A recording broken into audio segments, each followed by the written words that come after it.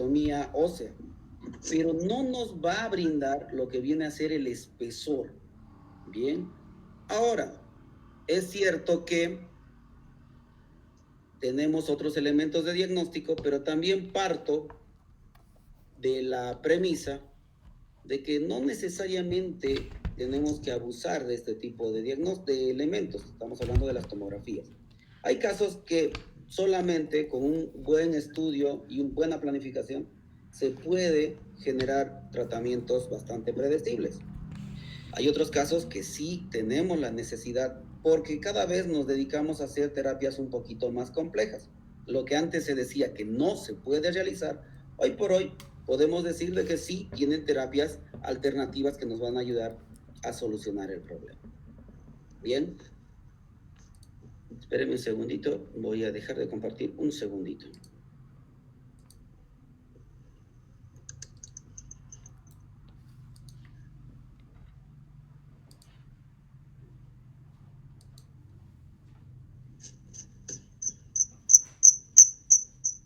¿Alguien tiene la...? Ahora sí. ¿Ven mi pantalla? Jóvenes. Sí. Ok, por favor. Yo sé que es un monólogo, un poquito difícil dar una clase virtual. Entonces, también tiene mucho que ver con qué implante vamos a elegir. Ahorita vamos a hablar, o más de aquí unos minutos, vamos a hablar de implantes que son monofásicos, que se colocan en una sola etapa quirúrgica. Y hay implantes que son bifásicos, que se van a hacer en 2 etapas quirúrgicas.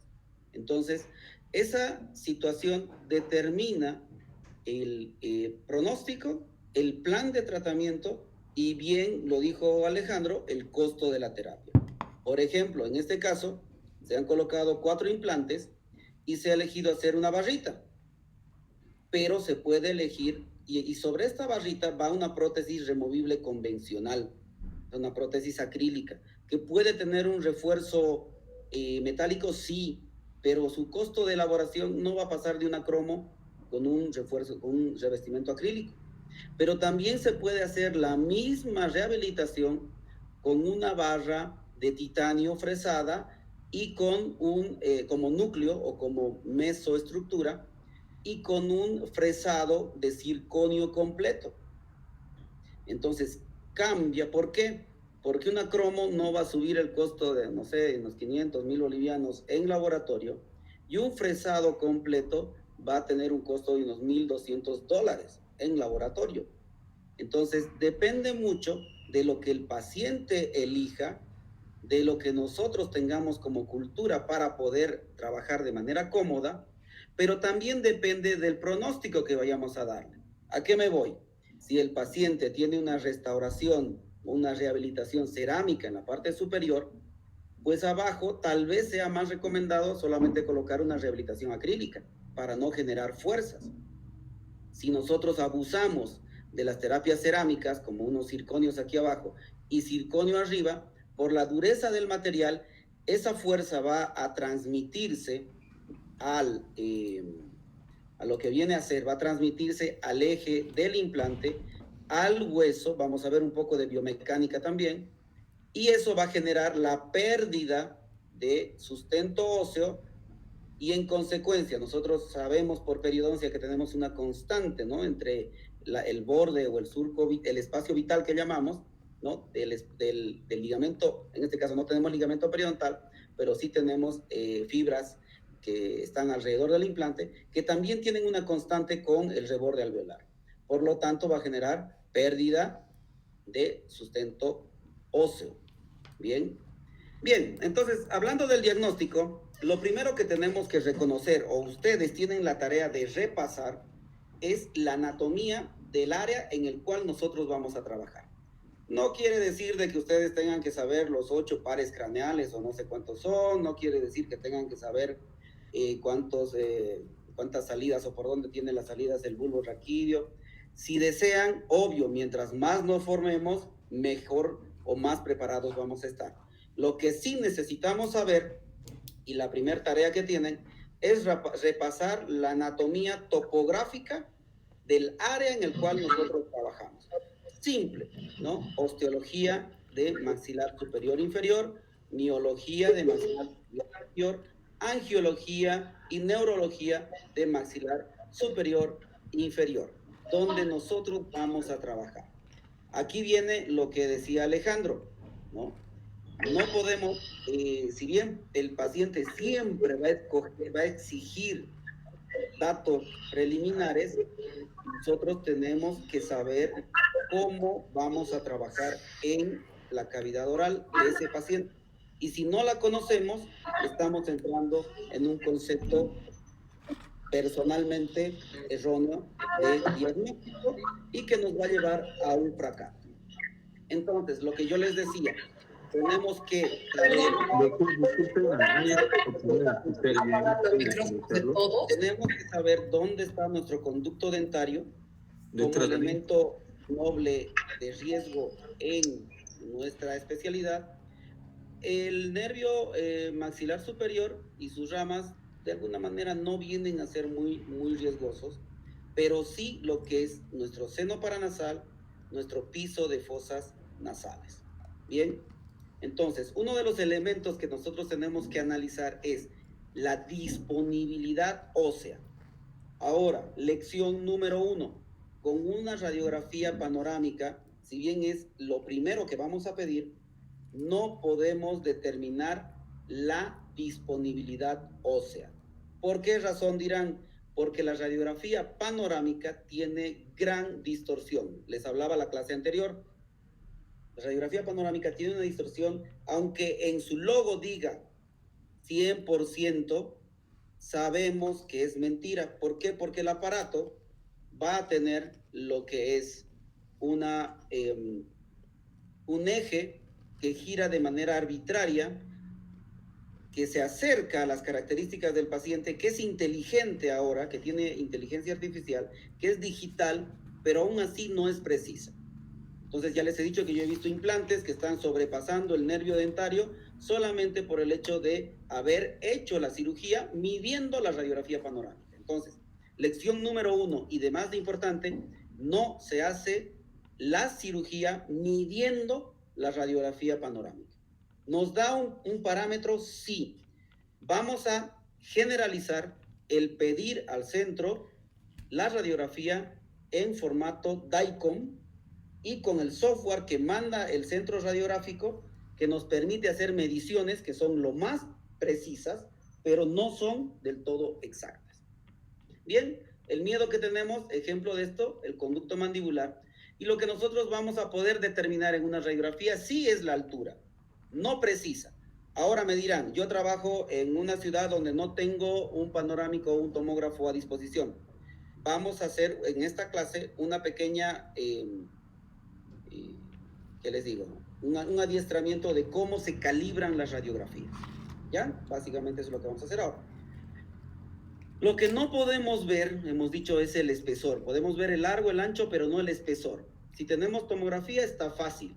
Si queremos abaratar costos al paciente, entonces lo hacemos nosotros de manera manual. Y eso vamos a aprender.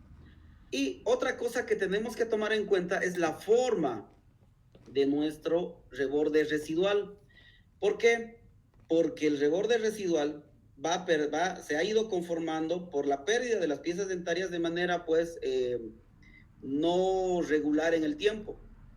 Por lo tanto, hay un error que cometen muchos profesionales, que es colocar los implantes aquí arriba, aquí abajo, aquí arriba y aquí abajo. Entonces, la prótesis en algún momento va a fracasar. La relación de el implante con la corona que nosotros vamos a fabricar. Un error muy común que tenemos es colocar el implante aquí abajo, ¿no? En un espacio bastante alejado por la oferta de hueso que tiene, y colocar una corona que va a ser igual o mayor en longitud al implante, al dispositivo, al implante. Por lo tanto, por simple lógica de fuerzas axiales y tangenciales, va a generar una fractura, ya sea en el parafuso o tornillo de fijación, en el implante o en la restauración. Entonces, ese tipo de fracasos no tienen que ver para nada con que mordiste algo fuerte, mordiste lo que no debías. tiene que ver con la falta de planificación del profesional. Si nosotros utilizamos la tomografía, sí, esa es una herramienta, ¿no?, que nos va a brindar información tanto en largo, ancho y profundidad, y nos sirve mucho cuando nosotros vamos a trabajar con pacientes que no tengan disponibilidad de hueso. Hoy por hoy, estos pacientes se pueden operar, pero con cirugías complementarias como levantamientos de piso sinusal. Esos levantamientos se hacen por la parte intraoral y por la parte donde nosotros estamos generando nuestra perforación, o se hacen por mecanismos laterales como es el abordaje al seno por vía lateral, ¿no? Eso vamos a ver. Tenemos un módulo que va a hablar de eso el doctor Marcel Quesada, creo que le hemos asignado, pero yo sé que les va a trabajar muy bien en ese sentido. Bien, entonces, disponibilidad ahora cuantitativa de hueso, y tenemos que entender y tenemos que aprender lo que vienen a ser las categorías de reabsorción. Ahora, las categorías de reabsorción o las clasificaciones que los autores nos dan son diversas. En este caso, al ser un curso de diplomado, solamente las vamos a pasar por delante. Les aseguro que esto no les voy a preguntar en la evaluación, pero viene desde un reborde o un maxilar que tiene la pieza dentaria. Cuando pierde la pieza dentaria, tenemos un reborde bastante saludable, vamos a decir así, hablando de prostodoncia removible, una para rehabilitación removible, pero que por el devenir del tiempo esta se va a ir atrofiando, ¿bien? Y va a terminar en una atrofia total donde no vamos a tener, ¿no?, el hueso alveolar, sino solamente va a quedar el hueso basal. Ahora, lo interesante es de que la implantología ha avanzado tanto de que no necesitamos estar en este estadio para colocar el implante. Hoy por hoy, si el paciente ya tiene una pieza dentaria que ha perdido o que tiene destinado el perderse, pues en el momento de hacer la exodoncia se coloca el dispositivo implantológico. Bien, pero la mayor cantidad de nuestros pacientes que acuden a la consulta tienen este tipo de hueso y muchos solamente hueso basal, exigiendo a que nosotros nos adiestremos en terapias complementarias. En el maxilar superior tenemos lo mismo, clasificaciones donde vamos a tener el reborde bastante óptimo, avanzando en lo que es una degradación o una atrofia del tejido óseo, y terminando en condiciones en las cuales muchas veces nosotros vamos a decir que no se pueden realizar las terapias. Y eso es bueno y es saludable, aprender a decir que en este caso no se puede. Entonces, tenemos como resumen, ¿no?, maxilares que tienen condiciones óptimas y llegan a condiciones bastante desfavorables. Hay otros autores que van a complicar la clasificación. Estos los vamos a, si tienen tiempo, leen en la bibliografía que está en cualquier libro, porque esto sí está en cualquier libro, pero que nos da una clasificación teórica para entender más, ¿no?, y se complican mucho más al momento de analizar las posibilidades terapéuticas en este campo, ¿no? Miren, hay un montón de clasificaciones, no les voy a exigir. Lo único que sí tenemos que tener en claro es la disponibilidad cualitativa. En ese caso sí tenemos nosotros una clasificación de 4 alternativas de presentación de tejido óseo, donde la primera tiene bastante cortical, muy poquito de tejido esponjoso, y la última tiene muy poquita cortical y mucho tejido, vamos a decir aquí, muchos lóculos, ¿no?, que están dentro de esta clasificación. Si resumimos, las condiciones más óptimas que se dieran en el hueso para tener un mejor pronóstico, estaríamos hablando del hueso tipo 2 y hueso tipo 3. El hueso tipo 1 tiene muy poca vascularización y muchas veces, por más de que hemos hecho el tratamiento con todo el protocolo, puede haber una falta de osintegración por falta de vascularización, o puede generarse calor porque aquí la broca realmente sufre, ¿no?, al momento de generar el lecho.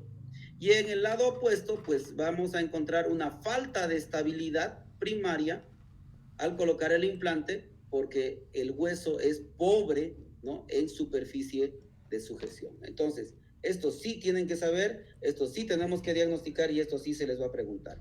Hueso ideal, tipo 2 y tipo 3. Entonces, la calidad del hueso también tiene que ver mucho para decidir qué es lo que vayamos a hacer.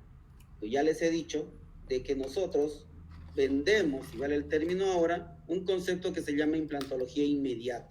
¿Qué quiere decir? Que se coloca el implante, se coloca el pilar que está sobre el implante y se coloca en la misma sesión una coronita que es acrílica, que es provisional, ¿bien?, pero que ya el paciente se va con la rehabilitación, o se colocan los implantes y se coloca una prótesis total, ¿no?, ya implanto asistida, implanto soportada, pero que el paciente se va en la cita de la cirugía o máximo en 1 o 2 días después. Pero no son las coronas definitivas. Partamos, un mito roto, ¿no? No puede ser la corona definitiva. Pero va a fracasar esta oferta que podemos hacer a nuestro paciente si es que el trabeculado es muy grande, o sea, si el hueso está en el tipo 4, porque yo voy a colocar mi implante, va a estar muy quietito, pero al recibir las fuerzas masticatorias no va a soportar. Por lo tanto, va a generar una fibro osteointegración y el implante se va a salir. Entonces, a veces, en nuestro medio, yo prefiero colocar implantes y esperar a que osteointegren antes de hacer una carga inmediata. Pero en el posgrado, como todos quieren aprender, pues podemos hacer terapias con carga inmediata. El riesgo es de que si el paciente vuelve con el implante en la mano, no va a decir que ha comido algo duro en los primeros 7 días o en los primeros 15 o 20 días. Va a decir, se salió estito y usted me hizo algo de manera equívoca. Entonces aquí hay que cuidar mucho lo que es el prestigio, porque equivocarse en la implantología es bastante complicado. Les digo, hasta los mismos colegas somos enemigos de nosotros mismos porque no sabemos en qué condiciones llegó el paciente, pero sí sabemos criticar cuando vemos que algo no estuvo o no funcionó de la manera adecuada. Entonces, vamos a hacer un poquito lo que es el diagnóstico radiológico, ¿no? Y estas radiografías son antiguas porque esto me gusta enseñarlo, ya que en muchos casos el paciente no tiene para una tomografía. Bien, o sea, queremos abaratar costos. Estamos hablando ahorita de abaratar costos, entonces no le vamos a pedir tomografía a un paciente, pero tenemos que saber cuánto de ancho tiene en su oferta de hueso. Entonces, esta es la manera de calibrar la radiografía panorámica para saber cuánto de distorsión tiene. ¿A qué me refiero con la distorsión? En la radiografía yo puedo medir del borde, ¿no?, de canto a canto, 12 milímetros, pero en la vida real, clínica, el paciente puede tener solamente 8. Entonces, si yo mido en la radiografía 12, le pongo un implante de 10 milímetros, pues cuando esté entrando en la parte quirúrgica voy a sobresalir por la parte inferior. Aquí no hay mucho problema, digamos, ¿no? Pero si estamos hablando del conducto dentario inferior y me dice que tiene 10 milímetros o 12 milímetros de espacio para colocar el implante, yo coloco el implante, pero clínicamente la longitud real es de 8, pues yo perforo el nervio dentario, generando una disestesia, una parestesia y una complicación clínica y un problema con el paciente porque pues ya va a venir o con toda el área adormecida, que sería lo mejor que nos puede pasar, y lo peor que nos puede pasar es que venga con dolor permanente que no le pasa por nada. Por esa razón que es importante o calibrar la radiografía o utilizar otros medios de diagnóstico. ¿Cómo calibramos la radiografía? Con una técnica bastante simple. Vamos a pedir al paciente, antes de mandarle a hacer la radiografía panorámica, vamos a tomarle una impresión. Creo que tengo aquí, vamos a ver. Vamos a tomarle una impresión con alginato, le colocamos 2 esferitas, esos perdigones que manejamos, y hacemos un estampado, ¿no?, con el acrílico de férulas para ortodoncia, por ejemplo, o de Invisalign ahora, que es de 0.1 milímetro, no interesa el espesor, y le decimos al paciente que se coloque el dispositivo al momento de hacer la radiografía. Entonces, nosotros vamos a tener un diámetro o una longitud conocida, que va a ser la longitud de nuestro perdigón, ¿no? El diámetro de nuestro perdigón, y vamos a tener una longitud radiológica. Vamos a tener una medida radiológica y lo que nos va a faltar saber va a ser la medida real. Entonces vamos a hacer una regla de 3 simple directa. Tenemos el diámetro real de la esfera, ¿no? Que está en la fotito aquí, Tenemos el diámetro medido en la radiografía. Bien. ¿Qué otro dato tenemos? Tenemos la longitud del hueso en la radiografía y lo que nos falta saber es la longitud real del hueso. Entonces, ¿qué se hace? Regla de 3 simple directa. Esto por esto dividido entre esto nos va a dar la longitud real. ¿Está claro? Creo que voy a hacer que enciendan cámaras, jóvenes, porque cuando estemos en la clínica tienen que hacerlo de manera rápida. Obvio, esto es cuando no tengo una radiografía o una tomografía a mano. ¿Qué les digo? No sé, vivo en Camargo, no sé si es que hay un tomógrafo. Mandar al paciente involucra costos. O el paciente quiere implantes pero no tiene mucho, bien lo dijo Alejandro, entonces hay que darle un costo.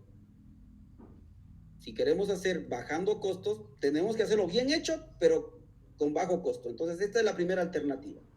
No queremos utilizar eso.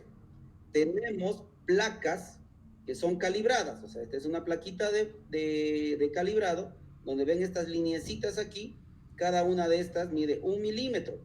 Tomamos una radiografía periapical y sabemos de que por más de que en la radiografía esto mida 1.2 de milímetro, sabemos de que de aquí a aquí, si hay 10 cuadraditos, pues tenemos 10 milímetros. ¿Está claro? Yo creo que sí. Si no, utilizamos también calibradores o cualquier elemento donde nosotros sepamos la longitud real. Bien, como en este caso, vamos a colocar estos dispositivos para generar la longitud o determinar la longitud real. Esto ya no llega, pero necesitan saberlo también. Como hay una distorsión en las radiografías panorámicas, antes las empresas nos mandaban unas placas de acetato con distintas longitudes de los implantes. Decían a un costadito, decía 10%, 20%, 30%, 40%, 50% de distorsión. El centro radiológico nos tenía que decir, el aparato dice que tiene un 20% de distorsión, lo cual ahora no dicen los centros radiológicos. Pero entonces se ponía encima de la radiografía la plaquita de acetato y con ese dato se calculaba. Nada garantizado, pero por si es que alguien todavía quiere trabajar con eso, perfecto. ¿Qué otras radiografías podemos utilizar? La radiografía lateral. ¿Para qué? Para ver lo que es el espesor. Es bastante fidedigna, sí, la teleradiografía nos puede servir, pero como les digo, si vamos a pedirle una panorámica, una teleradiografía, ya como que por ahí va sumando lo que es el costo de la tomografía. Otra radiografía que podemos utilizar es la radiografía oclusal. También ya fuera de uso, porque creo que ya ni placas oclusales hay para vender. Es muy difícil encontrar placas oclusales. Entonces, pasamos a lo que viene a ser el diagnóstico por tomografía. Entonces, por tomografía, nosotros lo que vamos a pedir, podemos calibrarla o podemos no calibrarla, ¿no? Hoy por hoy ya no es necesario. Las primeras que hacíamos, colocábamos igual una perlita, pero el problema de esta perlita es de que genera un ruido en los cortes tomográficos que a veces no nos permitía medir del todo. Ahora sabemos que en una tomografía sin necesidad de las perlitas tenemos una medición 100% relación 1:1. O sea, lo que se mide en la tomografía es lo que está en el paciente. Siempre y cuando utilicemos todo lo que viene a ser el sustrato digital, o sea, la forma digital de planificación. Porque en la impresión, en las carpetitas que nos manda el estudio, puede haber una distorsión, no en lo que el software envía, sino en la configuración de la impresora. Entonces, una distorsión de medio milímetro, y si nosotros nos animamos a colocar implantes muy cerquita del nervio, pueden generar problemas. Bien, la ventaja de la tomografía es de que nos va a generar una imagen que se llama renderizada. O sea, la tomografía nos va a dar una cruz, los que ya manejan, ¿no es así? Donde tenemos un corte que va a ser axial, un corte coronal, un corte sagital. Y en un área va a tener una imagen en 3D. Esta imagen en 3D sirve para explicar al paciente qué es lo que vamos a hacer, para utilizar como herramienta de planificación en otro tipo de software donde vamos a generar o colocar los implantes de manera virtual, pero no sirve para hacer mediciones. Nosotros tenemos que acostumbrarnos a utilizar los cortes axiales, coronales y sagitales. Entonces, vamos a hacer planificación analógica y planificación digital. ¿Qué nos permite hacer la planificación digital? Nos permite imprimir el modelo del hueso de nuestro paciente. Bien, esta impresión no es la impresión que ustedes ven en el internet, que se hace con hilitos, ¿no es así? Que unos hilitos van generando vamos a decir, el modelo en 3 dimensiones. En este caso, se genera con un líquido, una resina líquida, y un láser va a ir generando píxel por píxel, polimerizando, ¿no?, los puntos para que no haya distorsión. Entonces, en las impresiones de uso odontológico no tenemos esas rayitas que tienen las impresiones de hilo. Las impresoras que son de uso odontológico no van a generar esas rayitas. Las impresoras que son de uso de arquitectura se las puede calibrar y van a generar, sí, como unas olitas chiquititas, pero que son bastante intrascendentes y que sí nos permiten calibrar, medir nuestra oferta de hueso. Bien, podemos ver ahí cuánto de ancho, que es lo que no se ve, ¿no?, de manera clínica, si es que hay una oferta bastante significativa o no tenemos mucha oferta de hueso. Ahora bien, no tenemos la tomografía, entonces vamos a hacernos una tomografía de manera analógica, y esto es lo que vamos a hacer en la parte práctica. Bien, se toma una impresión al paciente con alginato, una impresión anatómica, o sea, que arrastre todo el surco, ¿no?, vestibular. Se hace un vaciado simple en escayola y eso piedra, el que quieran, que no sea uno muy duro, densita 2, suficiente. Y lo que se va a hacer es un corte, un troquelado, en el área donde nosotros pretendemos colocar el implante. Con un elemento punzante, luego de colocar anestesia en un área alejada al lugar donde queremos medir, vamos a generar punciones, y esas punciones van a tener un topecito de esos de endodoncia, ¿ya? Vamos a trasladar esa información a nuestro troquel. Vamos a hacer un punto aquí, otro punto aquí, otro punto aquí. Pueden hacerlo con limitas de endodoncia también. Y vamos a dibujar en el troquel nuestro huesito. Entonces vamos a hacer como si fuese un corte sagital, donde tenemos la información de cuánto de encía tiene el paciente y cuánto realmente de hueso tiene donde podemos trabajar. ¿Está claro hasta aquí? Porque esto tienen que hacer. Hablen.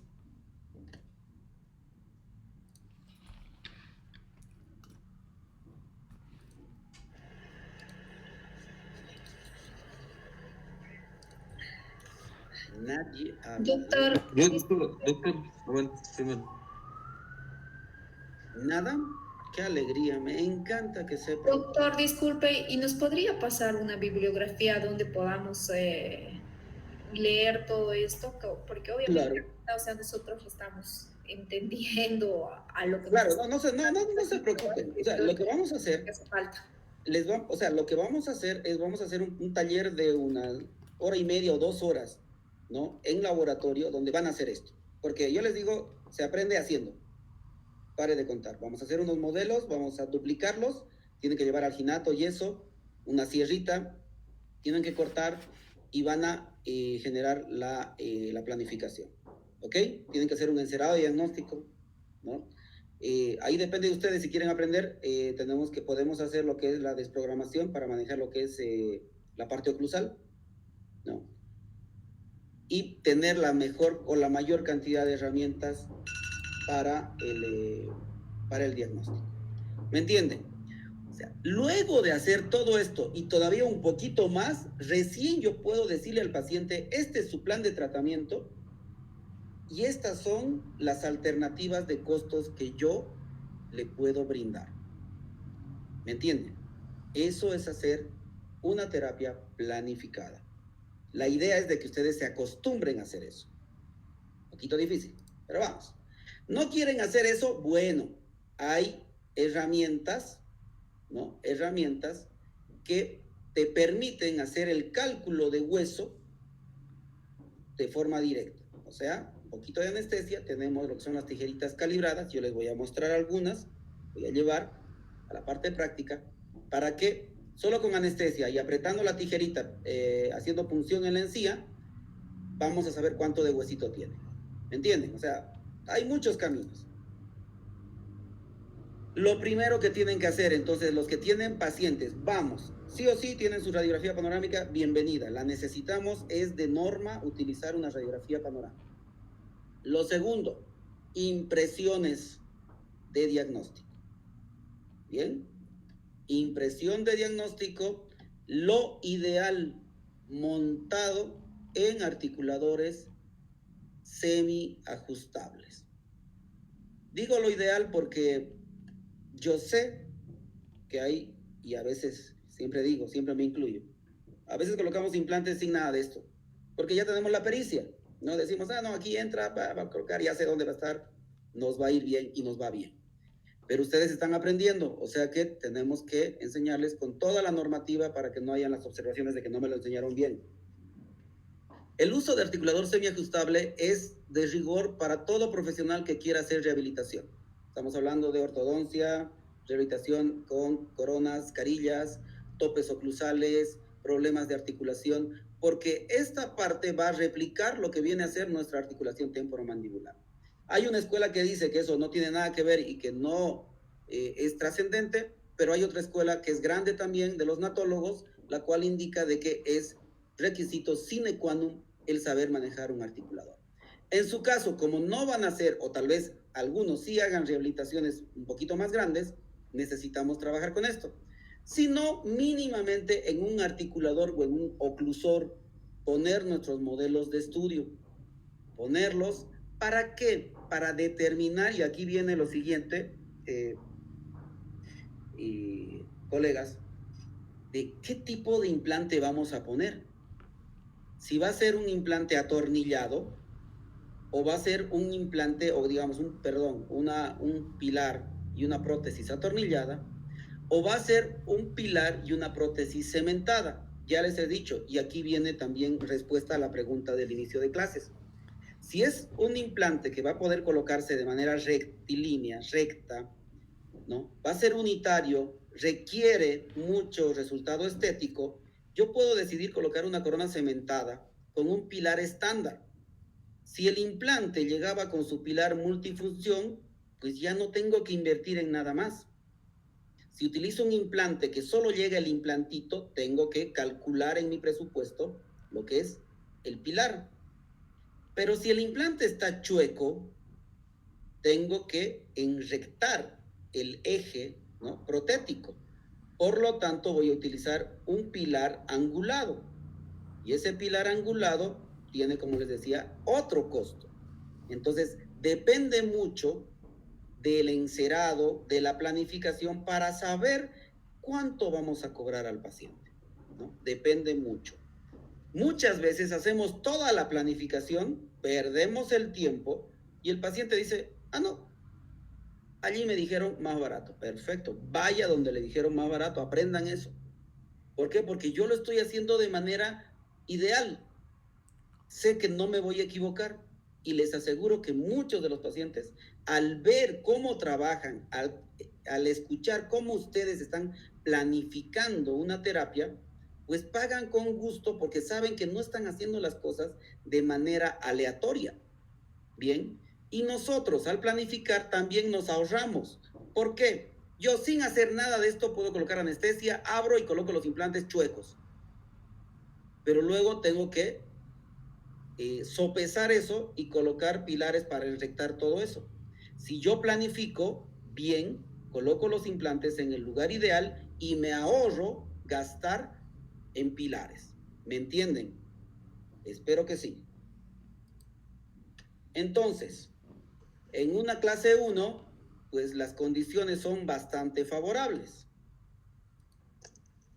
En una clase donde va a haber ya una alteración, Doc, ¿no? Perdón, en Doc. la posición. Disculpe, las diapositivas no se están compartiendo ¿Y por qué no me avisan?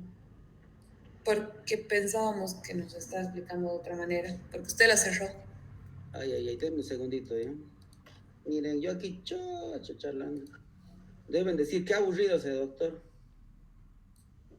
Doctor, una preguntita tengo, ¿puedo hacerle? Sí. Doctor, vamos a necesitar radiografía lateral panorámica. No, lateral no. Como le digo, si bien tenemos la radiografía lateral, pues la utilizamos. Ahora sí ve mi pantalla. Sí, ¿Desde dónde no han visto?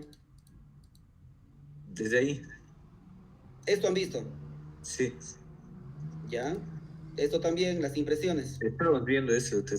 Ahí hemos llegado. ¿ya? ¿Esto han visto? Sí, nos ha dicho para el grupo, pero Ya, perfecto. ¿Los calibradores también? No. no. Ahí, Juan Carlos, eso no hemos visto. hablan. Eso Ok. no vimos. Ya, entonces, estos son los calibradores. Yo les digo, esta es la parte fácil, porque colocas anestesia, aplicas el calibrador y te dice cuánto de ancho tienes. Vos aprietas y aquí te dice 1, 2, 3, 4, 5 milímetros. O sea que es bastante simple. ¿Bien? Y aquí estaba en el encerado. Entonces necesitamos utilizar lo que es el articulador y para determinar el eje de los pilares que vayamos a utilizar. ¿Bien? Si planificamos bien, el pilar va en eje con el implante y nos ahorramos nosotros mucho dinero, ahorramos para que el paciente pueda tener un acceso, digamos, más cómodo para su terapia. Si lo colocamos mal, les decía, vamos a complicar. Y es incómodo decir al paciente, tu terapia te va a salir, me voy a inventar el costo, $500. Y luego decirle, ¿sabes qué? Lo que pasa es que vamos a utilizar un pilar que cuesta $150 más, o sea que tienes que pagarme esa cantidad. Yo creo que como paciente, pues me molesto. Entonces, la recomendación es planificar. ¿Está bien? Ahora, noten la diferencia. Y me dirán, vamos, el sueño de todo paciente es tener dientes, ya no tener encía, ¿no? Y que sea solo una férula de piezas dentarias. Mejor si es que son independientes. Eso se puede en muy pocos casos. Por lo general, por la pérdida de hueso que tiene el paciente y la rotación del cóndilo y la mandíbula, tenemos esta situación. Entonces, ponerle dientes a este paciente no va a ser lo más adecuado según la perspectiva que él tiene. ¿No? En este caso, se tiene que hacer el encerado y explicar al paciente que el único camino que tiene es hacer una prótesis híbrida, pero con material acrílico, con piezas, en este caso tendrían que ser piezas dentarias tal vez plásticas, porque esta palanca va a generar un estrés que si nosotros colocamos un material muy duro, va a haber fractura. ¿Me han entendido? Por favor, alguien dígame, ajá, por lo menos para que yo sepa que andamos bien. Ajá, doctor. Sí, se entiende, doctor, se entiende. En otros casos, tenemos pacientes que tienen gran pérdida de hueso. Lo que yo les decía, si el paciente me dice que aquí coloque un diente unitario, puede pedirme y puede pagar tal vez implantes para todas sus piezas dentarias, pero quiere que sean unitarias. El implante va a tener máximo 13, y en algunos casos 15 milímetros, pero le vamos a poner 20 milímetros de corona, con seguridad que el paciente va a tener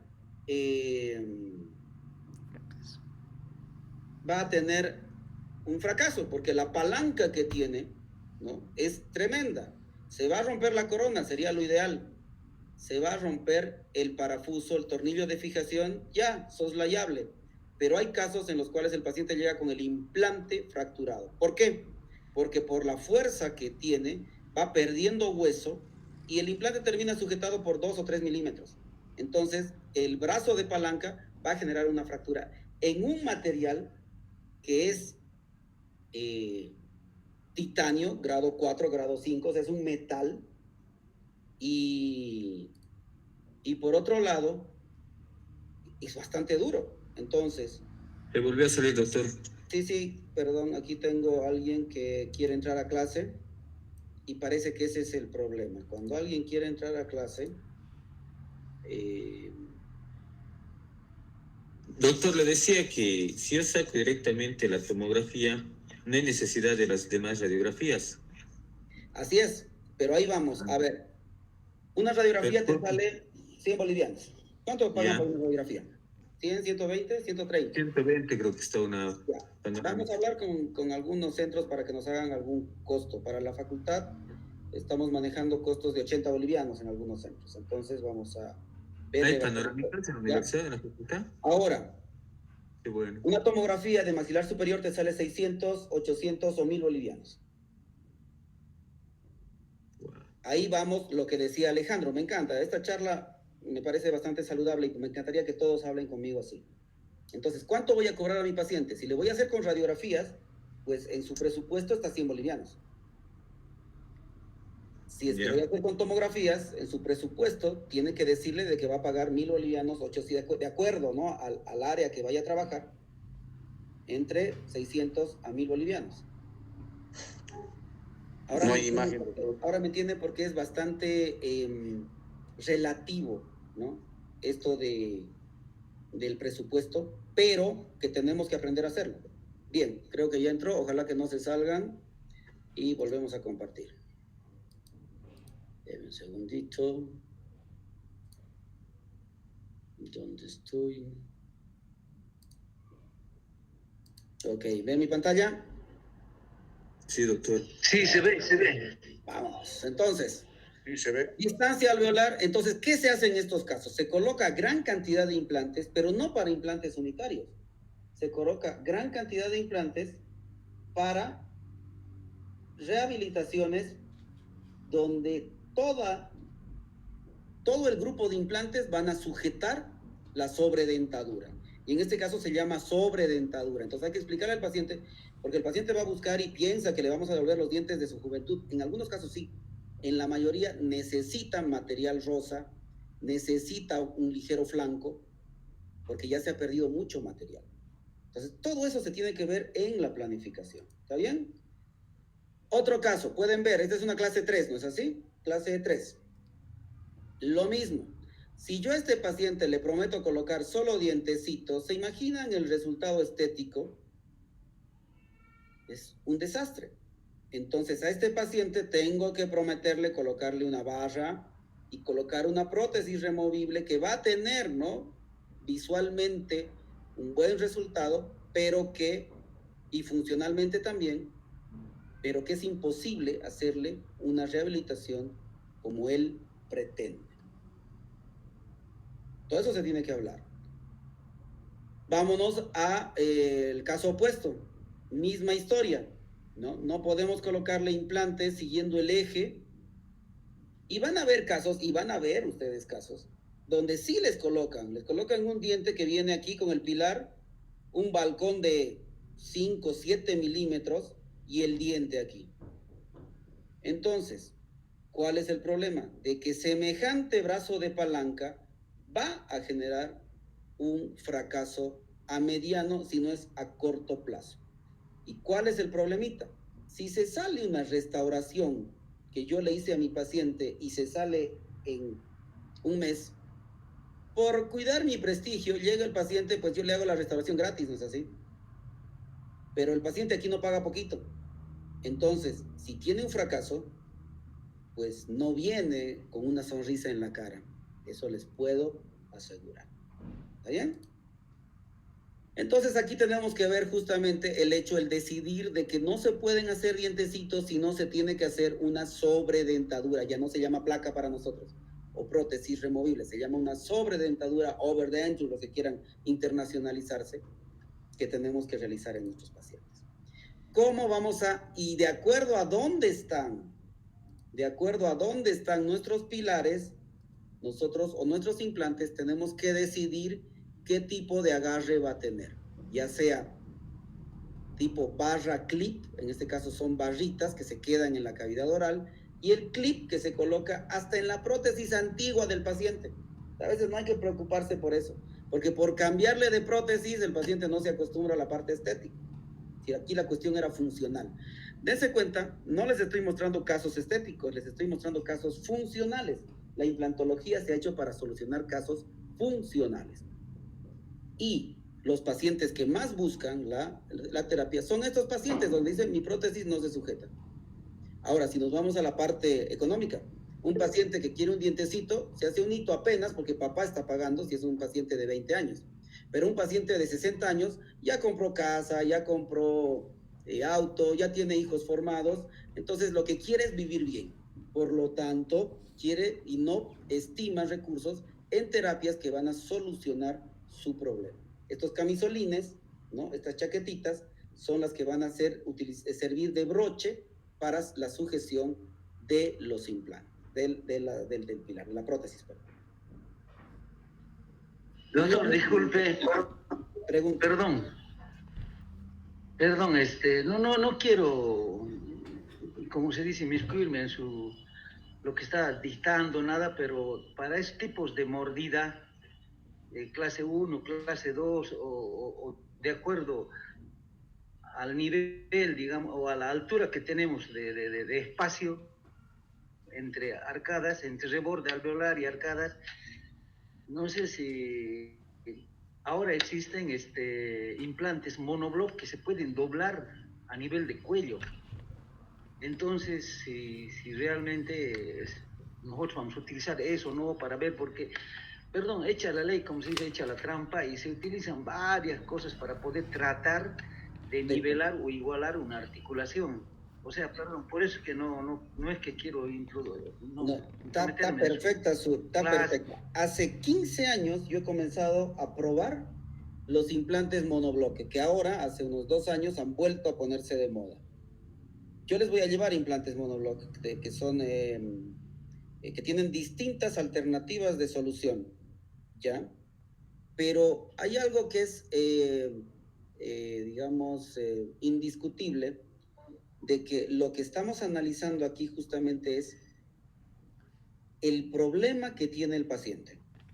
Entonces, la solución, ¿no? Ahí viene, ¿no? Y muy bien que lo dijo doctor, la solución está en el arsenal de alternativas que nos van dando las líneas o marcas de implantes, ¿no? Tenemos implantes monobloc, tenemos implantes monoblocks con balatach, tenemos implantes monobloc que se angulan, ¿no? Y también les voy a mostrar fracturas de implantes monobloc cuando no se hace la planificación porque tienen una indicación. Y nosotros, como bien lo dijo usted, a veces nos aventamos a romper un poquito esa indicación que da el paciente, el fabricante, porque necesitamos solucionar el problema. Ahorita estamos hablando de lo ideal, planificar para decidir. Y ahorita vamos a ver justamente eso. Nosotros tenemos que intentar replicar lo que es la naturaleza, no solamente en la parte coronal, sino en la parte radicular. ¿Por qué? Porque colocar el implante, jóvenes, es la cosa más simple de este planeta. Yo les voy a enseñar a colocar el implante en 10 minutos. Porque si saben colocar un taco Fisher en una pared, saben colocar un implante. El asunto es que el implante viva. Ya les he dicho, que el implante fracase, o sea, que se infecte, es problema del profesional, no hay rechazo. Eso es un hecho, es una garantía científica. Es una falla quirúrgica. Pero si es que hay una mala fuerza, ¿no? Una mala fuerza que va a ir que se va a reflejar en el implante, eso va a generar un estrés en el hueso, generando pérdida de hueso. Entonces, hacer la terapia es simple, pero si podemos mejorar las condiciones, para que dure, porque antes la osseointegración era reflejada el éxito cuando el implante pegaba al hueso. Ahora la osseointegración tiene como éxito cuando la corona o la rehabilitación dura más de 5 años. Entonces, miren, si nosotros seguimos el eje o intentamos seguir el eje, tenemos un margen de tolerancia. Por eso tenemos los angulados, ¿no? Los implantes o los pilares angulados.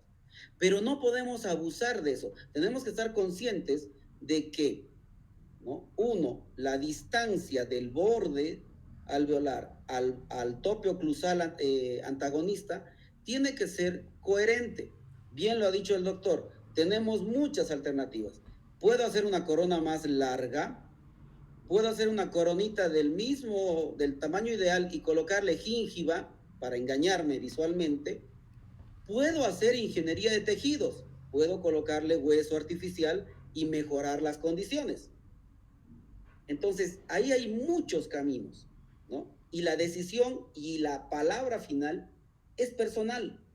A mí me puede funcionar una técnica y a mi colega le puede funcionar otra, dependiendo de la pericia que ha generado en el devenir del tiempo. Lo que no cambia y no va a cambiar es que para hacer implantes se hace diagnóstico y se hace planificación. Ahí está la diferencia en aprender a hacer implantes en un curso corto de un fin de semana o hacer un posgrado.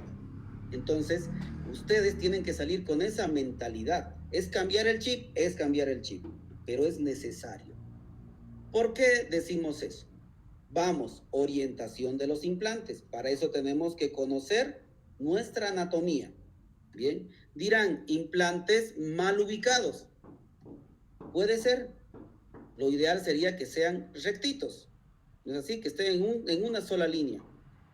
Autores dicen que tienen que estar en una sola línea y otros autores indican de que tiene que seguir el eje, ¿no? Que es centrífugo en el maxilar y centrífugo en el maxilar y centrípeto en la mandíbula. O sea, tenemos que replicar donde soporta la fuerza el hueso. O sea, yo puedo colocar este implante así de chueco. Como dicen, los implantes monoblock llegan chuecos y con un alicatito que tenemos se lo enrecta. Barato, simple. Bien, pero luego, ¿qué va a soportar ese implante? Va a tener una fuerza equivocada en una de las zonas. Eso va a generar estrés. Ese estrés se repercute en pérdida de hueso, fractura, fracaso. Bien, seguíamos en lo mismo. La distancia, ¿no?, del alvéolo a la parte oclusal. Lo mínimo es que tenga que tener entre 6 y 7 milímetros. Muchas veces el antagonista sobreerupciona, sabemos. Colocamos el implante y no sabemos cómo poner la prótesis. Restauración sin planificación. Otra cosa es que yo planifique hacer una ameloplastía, ¿no? Planifique colocar una coronita arriba, modifique la anatomía. ¿Por qué? Porque el resultado oclusal no solamente es estático, eso lo hemos dicho ya en la primera clase, no es muerda y listo, es funcional. Entonces aquí tenemos que ver dónde está su céntrica forzada, dónde están sus excéntricas. ¿Para qué?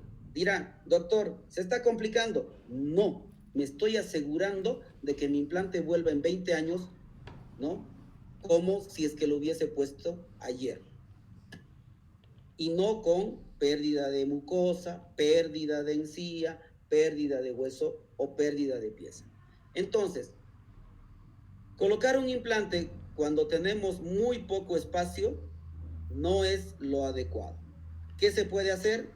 rehabilitar la parte superior, o si tenemos hueso abajo y nos da, y les voy a pasar un artículo bien, una tesis hecha en pregrado, pero bastante simple, para que recordemos lo que es la curva de Steele, la curva de Wilson, recordemos lo que es relación céntrica, recordemos lo que es desprogramación, para que podamos hacer la práctica. Pero esto no es lo adecuado. No estoy diciendo que no se puede hacer. Hay pilares, ¿no? Pilares que se llaman multi-unit o 0-1, ¿no? Los pilares 0-1 son indicados para este tipo de prótesis, pero no es lo indicado. De hacer, podemos hacer lo que queramos. Han debido ver ustedes en internet hasta implantes en terceros molares, ¿no? Como cirujanos nos dedicamos a sacarlos y otros se dedican a colocar implantes ahí. Esto es lo más regular que vemos. Pérdida posterior de material óseo. Se coloca el implante y hacemos una corona bastante larga. ¿Qué les he dicho? El brazo de palanca va a generar pérdida de hueso, fractura del pilar, y en este caso lo mismo, ¿no? Y creo que todavía hay a la venta. Hay unos que no son los monoblocks que están saliendo ahora, que son delgaditos, son unos bastante macizos, pero aún así, si bien no se fractura el implante, pero genera mucha pérdida de hueso o fractura permanente en la corona, ¿no? Entonces, cambiemos de paradigma. ¿A qué quiero llegar? Modelo de estudio. No quieren hacerlo así, quieren ser buena onda. Entonces, ahora es digital. Un escaneado, ni me ensucio los dedos haciendo un vaciado. Muchos tienen un laboratorio o siempre una mesita o alguien que le colabore al asistente. Adiéstrenle en generar sus modelitos de estudio, ¿no? Si no les gusta hacer. Pero todo esto, cuando tenemos un proceso legal, todo esto el comité en el Colegio de Odontólogos, ¿no?, valora. ¿Usted ha hecho planificación? No. Listo. Está frito. No has hecho las cosas. No, es que yo soy capo. De 100 implantes se me cae uno. Para la ley no interesa eso. ¿Usted ha seguido el protocolo? Sí, no. Tiene que estar registrado en sus fichas o con fotografías. Entonces, por eso que están haciendo un curso de posgrado.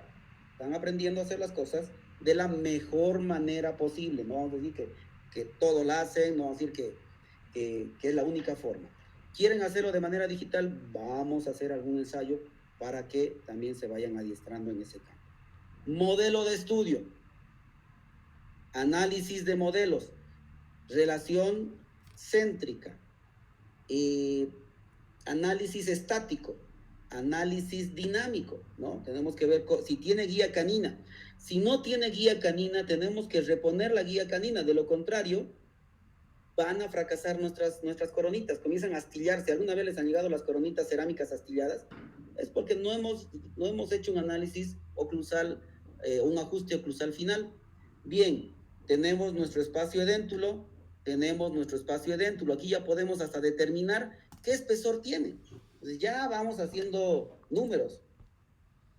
Hacemos nuestro encerado de diagnóstico. Muchos dicen, ¿para qué? Lleva tiempo. Si no quieren hacer un encerado, póngale 2 piezas de stock con un poquito de cera, pero tenemos que saber dónde va a ir la corona definitiva. La manera correcta de hacer implantes es, como les he dicho, lo que se llama protocolo reversa para los brasileros. Los brasileros utilizan mucho ese término. Y otros utilizan lo que es la implantología protéticamente guiada. Si yo coloco el implante por aquí, luego tengo problemas para hacer la corona. El técnico me la va a hacer, pero como les digo, va a tener problemas. Si yo le hago un encerado, digo dónde van a ir mis implantes, pues tengo un mejor pronóstico de no equivocar. Ahora, ¿cómo se hace se utiliza muchas veces el encerado de diagnóstico para hacer la guía de cirugía o la guía de calibrado? En este caso es guía de calibrado, que sirve como guía de cirugía también. ¿Me entienden? Con acrílico auto, hoy por hoy ya no así, directamente estampamos, ¿no? Y eso es lo que vamos a hacer. Por eso nuestra primera clase práctica va a ser laboratorial. Tienen que aprender a hacer guías para calibrado o guías de cirugía.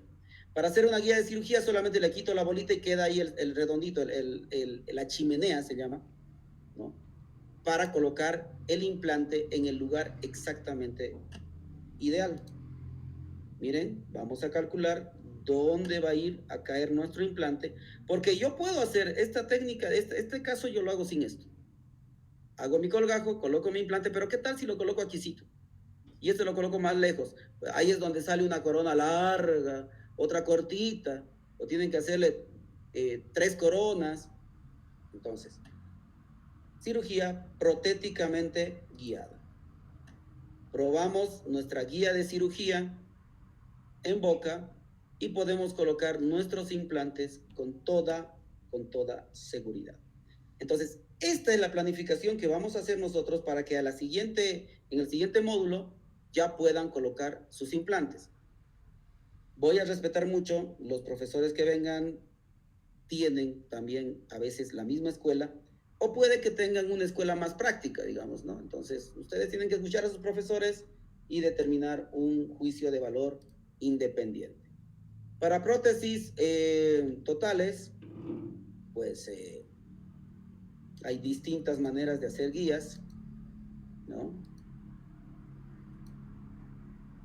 Dependiendo dónde nosotros vamos a requerir y qué tipo de rehabilitación vamos a hacer. O sea, primero sabemos qué vamos a hacer en la parte protética y luego colocamos los implantes.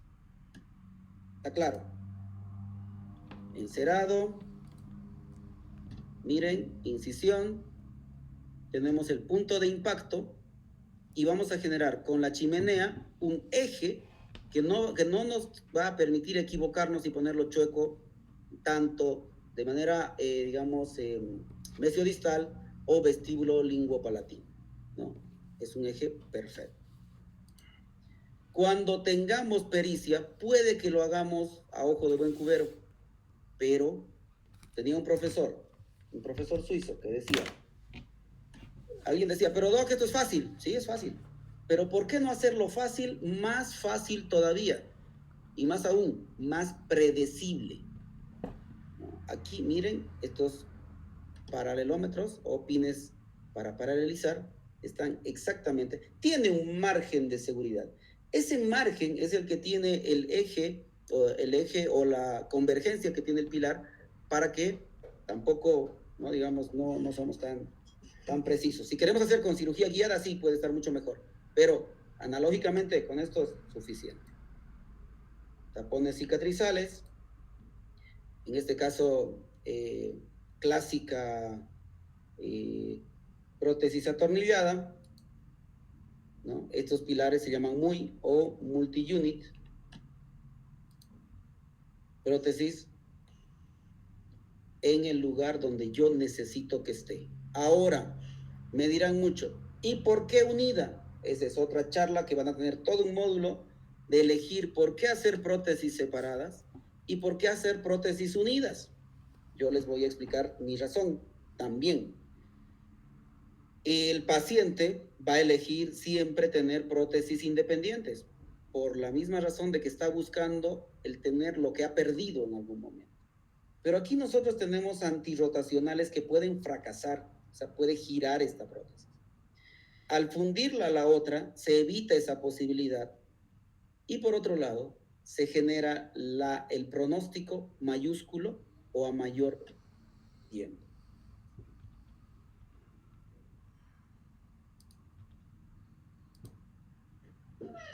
Ahora sí, un segundito.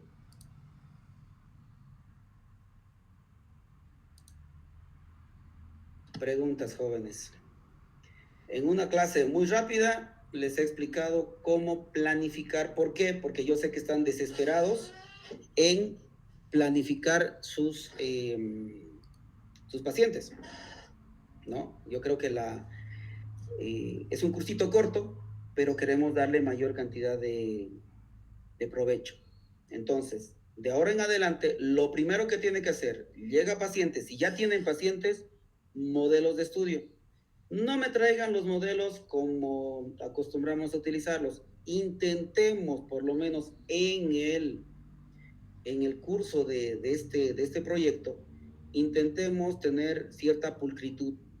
Entonces, hacemos el modelito, le ponemos una basecita, ustedes han visto, me dirán ustedes, los que quieran, que si es que vamos a en el taller practicar lo que es el uso del arco facial, desprogramación de cóndilos y relación céntrica, muchos dirán, ¿qué tiene que ver con la implantología? Jóvenes, la implantología está bien ligada a la rehabilitación. Si no sabemos rehabilitar, no sabemos colocar implantes.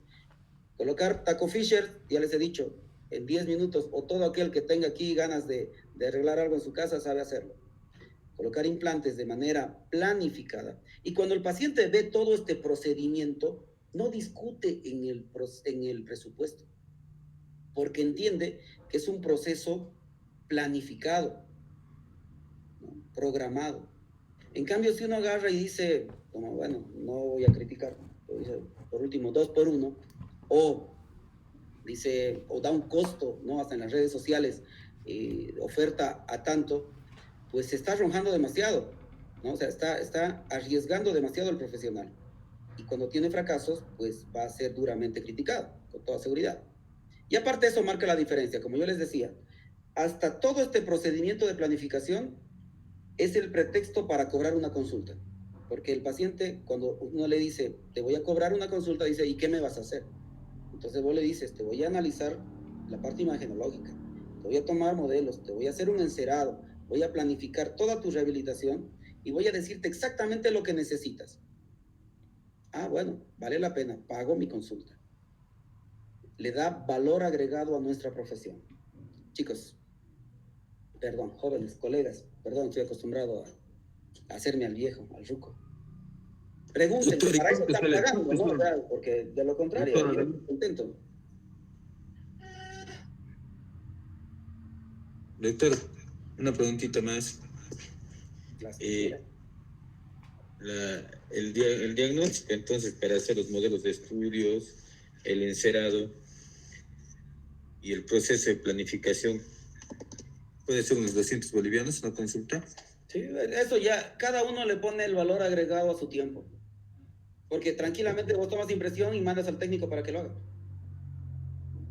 En su caso, saludable que los primeros ejercicios los realicen ustedes para que guíen a sus técnicos. Por ejemplo, muchos colegas lo que hacen es a sus asistentes, ¿no? O colaboradores o juniors, les hacen hacer un cursito de encerado, ¿no? La Patricia Huanca, por ejemplo, da unos cursos de encerado muy bonitos y le hacen que su asistente sea el que en el rato libre en la consulta pues vaya haciendo algo de estos, ¿no? Y bueno, tiene un salario, entonces no hay ningún problema. Otros mandan directamente al técnico, no hay ningún problema también. O sea, la cosa es guiarle al técnico para que haga lo que uno quiera. Otros no, o sea, sí necesitan hacer un encerado. Si no quieren hacer la parte de imagenología, o sea, la parte de las radiografías, piden una tomografía y más aún pueden pedir una tomografía con planificación. Ahí le llega unas 4 o 5 hojitas donde le explican al centro qué implante, qué marca van a utilizar. Y el centro tiene un software donde va a colocar en la tomografía el implante digital, ¿no? en esa imagen 3D, en ese renderizado. Entonces, eso también sirve para vender al paciente, ¿no? Sirve como herramienta de marketing, si vale el término. Entonces, bueno, en esta primera etapa hoy hemos aprendido a planificar, ¿no? Ahora, lo malo es de que este fin de semana tenemos lo que es las elecciones, no podemos hacer clase práctica, que sería lo ideal. Entonces, la siguiente semana vamos a hacer teoría, el miércoles y jueves. Mañana tenemos clases también, ¿no? Vamos a hacer teoría, pero ahí vamos a hacer histopatología, son clases más aburridas en realidad, ¿no? Histopatología, vamos a hacer lo que es, ahí les voy a explicar las fuerzas, ¿no? Que tiene cada modelo de implante.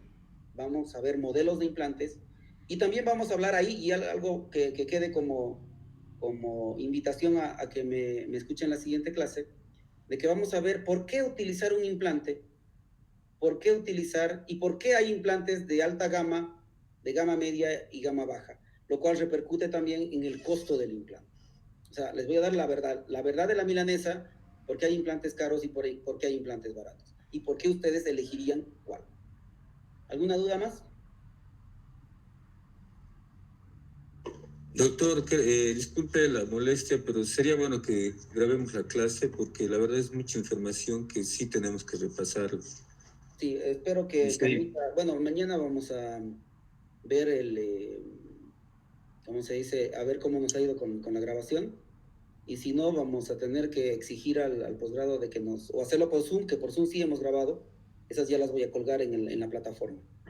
Los que tengan dudas de uso de plataforma, también sería bueno que se manifiesten en el grupo para que de alguna manera les expliquemos un poquitito, aunque no es difícil, creo que hay por ahí tutoriales para que sepan entrar a su plataforma, sepan jalar de ahí la información y la bibliografía y las tareas que se les va dando. Doctor, en posgrado hay una oficina especializada en estos casos. No me acuerdo de tu nombre. Ay, no, yo he ido. Claro, tenemos la de TIC. La de TIC te puede guiar, ¿no? en el manejo, y tal vez en la oficina hay alguien que sí les pueda asesorar. Hay que preguntar a la coordinadora o que les den una pequeña clase, ¿no? virtual de cómo se utiliza la plataforma Moodle. ¿No? No es difícil tampoco. En la parte de arriba, doctor, que se le puede preguntar y él lo hace todo, ¿no? Yo voy a ir a preguntar al licenciado, al ingeniero René mañana y a ver qué me dice. Buenísimo, doctor. Otra pregunta, ¿han entendido? Eso no sé. Es lo feo de la parte virtual.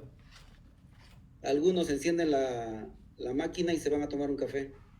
Aquí nadie engaña a nadie, como les digo, este curso ustedes lo están pagando para aprender, entonces pregunten, cuestionen, y así es más saludable para todos. O igual, si tienen las preguntas para mañana, con todo gusto, si quieren que volvamos a repasar, volvemos a repasar. Doctor, ¿será posible que hoy día nos pueda pasar como que algunos enlaces para la bibliografía para ir leyendo algo? Ya, les voy a pasar, bueno, no sé si voy a poder entrar a mi plataforma como docente, pero si no, les voy a pasar por el grupo, ¿no? O sea, en PDF. Ya. Perfecto. Sí, por favor, doctor. Yo posiblemente, doc, mañana me puedo ingrese un poquito tarde, pasa que estamos con entrenamientos. Ok, todo sea por el bien del Colegio de Odontólogos. Porfa, y justo estoy de delegada. Como les digo, esperemos que la clase esté grabada, y si no, pues vamos a tener que volver a repetirla para los que quieran tener o tengan alguna duda, ¿no? Para eso estamos. ¿Ok? Entonces ya los que vayan consiguiendo pacientes, igual pueden ir mandándome, si quieren una foto del paciente, si tienen una radiografía periapical, para determinar si con la experiencia tal vez se pueda, tal vez saltar la parte de la radiografía, o que el paciente ya puede, y ahora ya tienen idea, le pueden guiar, o quiere una terapia con tomografía, o quiere una terapia con radiografías. Entonces ya tienen herramientas para comenzar a dialogar con sus pacientes. ¿No es así? Sí, doctor. En vista de que no hay más preguntas, bueno, el paciente quiere 2 piezas de implantes y si solo quiere una, solo radiografía. También podría ser. Claro, aparte de eso, de que la planificación siempre se hace integral, o sea, la planificación se hace de toda la boca, aunque se coloque un solo implante. Ah, claro, la rehabilitación. Por eso, entonces, mejor la panorámica para comenzar. No, es distinto. Como les digo, no, eso todavía es relativo. Tal vez más importante que aprendan a manejar lo que es modelos, ¿no? Y desprogramar articulación y tratar de buscar céntricas cuando se va a hacer rehabilitaciones grandes. Ahora, cuando van a hacer rehabilitaciones únicas, la verdad que tampoco vale la pena complicarse. Con su oclusión habitual, ahí pasa. Dígame, doctora. Doctor, una consultita para pedir al centro radiográfico, tomográfico, ¿qué software tiene que ser? Porque si no me equivoco hay algunos softwares que no tienen, no sé, no se pueden, digamos, como que hacer trazos, dibujos, todo eso. Entonces, ¿cuál sería el recomendable para ver si es que mandamos? Yo creo que si es que vamos a manejar tomografías, vamos a tener que esperar a la clase práctica, para que ahí voy a tratar de mostrarles, ¿no? Un poquitito de las ventajas de uno u otro, ¿no? Y no gasten y luego no puedan utilizar la herramienta. ¿Te parece? Y una consulta más, ¿están disponibles para Mac? Ese es el otro gran problema. Resulta de que los softwares que nos mandan los centros están por lo general para Android. Pero no es Android, es Windows en este caso, ¿no? Entonces, todos los que manejamos una máquina Mac tenemos ese problema. Y los que manejamos una máquina Windows, o tenemos que tener dos máquinas. El problema es que la máquina Windows tiene que tener una tarjeta de video, o es recomendable que tenga una tarjeta de video bastante amistosa o grande para el manejo de formato DICOM, ¿no? Si no, se hace muy lentita, viene así, tic, tic, tic, tic, y no podemos utilizar. Pero por eso se utiliza lo que es los cortes, ¿no? Y los cortes se leen en cualquier máquina.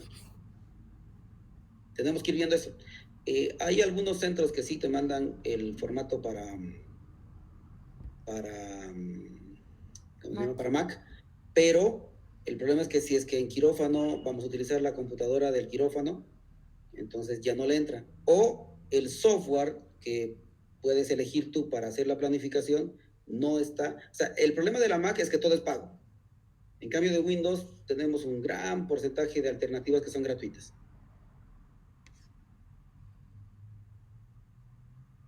Gracias, doctor. Doctora, una preguntita más. Si va a ser unitario el implante que se le va a colocar, ¿sí o sí tenemos que sacar la impresión del modelo de toda la boca o solo puede ser del sector? Claro. Total. Claro, joven. Total, Para hacer, siempre. incluso, Hasta para los aspectos legales. O sea, yo les estoy enseñando todo el protocolo correcto. Como les digo, se puede hacer sin todo eso, no hay ningún problema. Pero hasta para los aspectos legales, ¿no? Es necesario tener, es lo mismo que cuando hacen ortodoncia, ¿no es así? Les piden un modelo de estudio para ver dónde se está empezando. Es nuestra arma de defensa, ¿no? Porque el paciente muchas veces puede hasta culparnos de que en el momento de la cirugía hemos astillado una pieza inferior. Al tener el modelo de estudio, usted llegó con eso. Tenemos nuestra herramienta. No se imaginan, así como parece simple, es un poquito compleja nuestra especialidad. Pero no hay de qué. doctor, ¿el consentimiento informado va a ser legal también? Dígame. El consentimiento informado. Es el mismo que pueden utilizar para cualquier procedimiento quirúrgico, pero sí, yo creo que voy a colgar una ficha tentativa, ustedes pueden modificarla, y un consentimiento informado, ¿no? Que tienen que tener para todo tratamiento. Ahora, con el consentimiento es un poquito complicado, pues el paciente cuando tiene que firmar algo se asusta. Entonces hay que explicarle de que pocas veces pasa, pero que es nuestro respaldo, ¿no? Y paciente que no quiere firmar, mejor no lo toque. Listo. Muchas gracias, doctor. Un gusto saludarles. Nos vemos mañana a la misma hora. Mismo enlace, por favor. Yo voy a ver cómo hago para mejorar las condiciones de grabado. Muchas gracias, doctor. Listo, un gusto saludarles. Tengan todos muy buenas noches.